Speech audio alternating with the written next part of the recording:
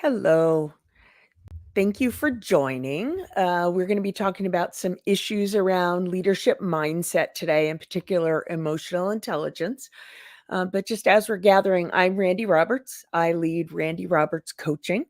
For those of you I may not have talked to before or seen in a while, just a reminder, my first career was 30 years in the pharma world. So wore the corporate hat for a long time and loved it. But now I run my own coaching business, which I have for like the last 7 years, and get a chance to work with a lot of amazing clients, mostly corporate, but some entrepreneurs and in other spaces, but folks that deal with a lot of the things that I dealt with. So really fun to help folks work through those challenges, see them achieve their goals, and put my thoughts together around these kinds of things that are important to them and important to you. So thank you for joining. Really glad that you're here. Whether you're listening live or listening later, I try hard to provide you with something of value. So let's go ahead and dive in. So today we're talking about, along the lines of mindset, we're talking about emotional intelligence. And this is such a critical skill for leaders, especially because things are so complex and moving so fast now. But what do we even mean by EQ? The IQ piece of it could really help you get into a leadership role, but the EQ piece of it is really what determines how effectively you lead, because you are not doing this in a vacuum. In order to lead, you got to have people to follow. And the EQ is really what enables them to connect with you and really follow what your lead is. And really what we're talking about with EQ, we talk about it as though it's something you go and get certified in, or something that you have to read about. But really what it is the ability to recognize, understand, and even manage your own emotions and mindset and have that appreciation in others. So essentially, you're able to read the room, know what's going on, and really tap into what people need. And if that sounds at all soft or woo woo, I promise you it isn't. Think about the best leaders that you've ever worked with and what it is that made them such a great leader, made them come to mind for you right now. EQ must be on that list. It really must. And it's not so much a matter of learning EQ, it's tapping into your EQ, which we'll talk about in a moment. But thinking about it, like, emotional intelligence can make good leaders great. And I know that's what we all want, is to be great leaders. So stay open to it. So why is it so important for leaders? It really is sort of the enabler of all of your skills. Like, I think about it as the IQ piece of it. It's kind of the what. It's the hard decisions you're making. It's the initiatives you're putting into action. It's the stuff you're putting in motion in the world. But the EQ is how you do it. And it's how it lands on others, which is how you achieve anything. So that's kind of how they work together. But the reason that it's so important is it really enhances everything. It enhances your decision making, because using your EQ, tapping into your intuition and your sense of connection with others and those things, enables you to ask the right questions, seek out more information, make sure you have all the right inputs in order to make the best decision. It also clearly improves your communication, because not only will you deliver a message that's able to be received in a different way, but you will know whether in fact it is being received and if you need some mid-course corrections. In general, practicing EQ really helps build stronger relationships. People will connect with you more. People will want to follow you.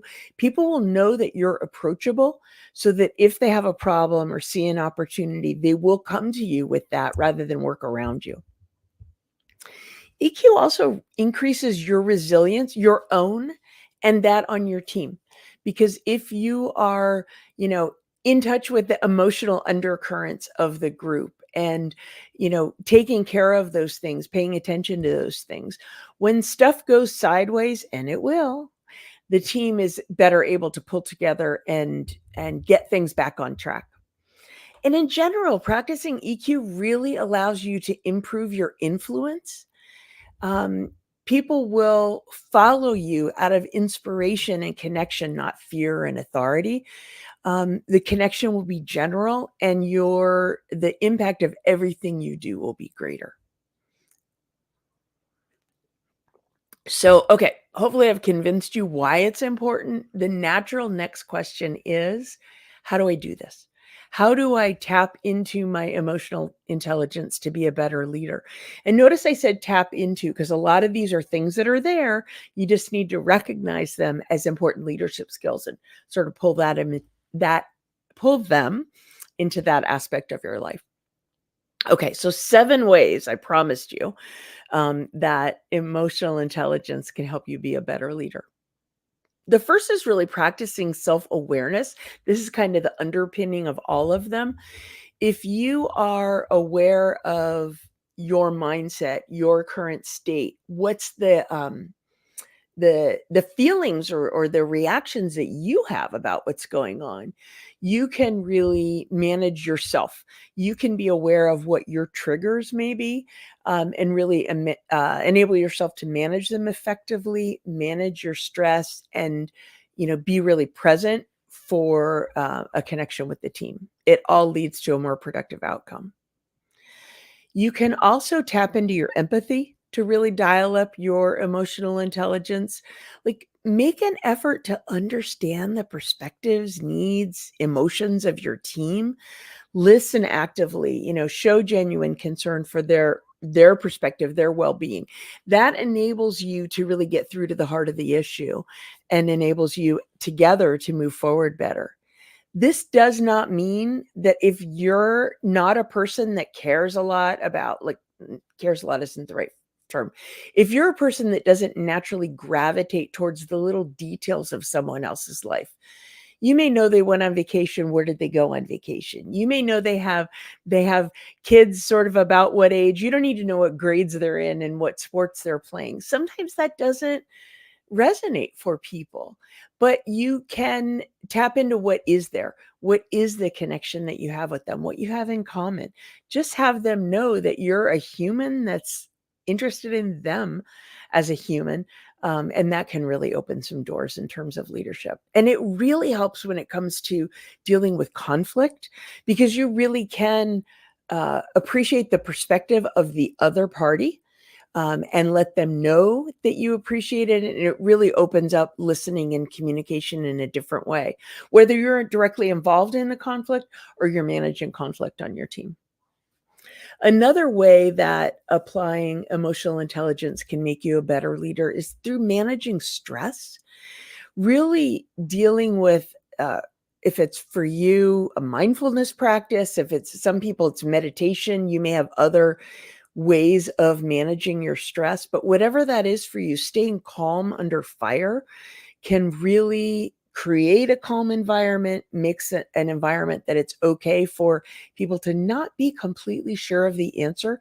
It's a safe space for them to show up with whatever it is that, will just take your team to the next level. Emotional intelligence also helps you improve your communication skills. And that can be both verbal and nonverbal. It helps you to be more clear, to be more concise, to be more considerate in your messaging, and to have a good intuition or spidey sense around whether your message is landing. So it really does improve your communications.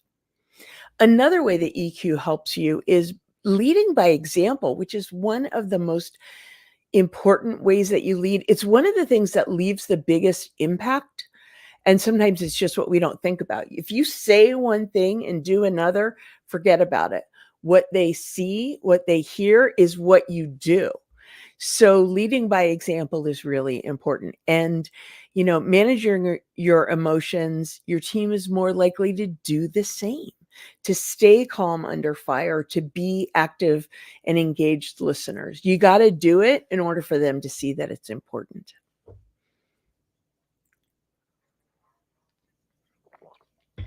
Another way that EQ can really show up and help you is by seeking feedback.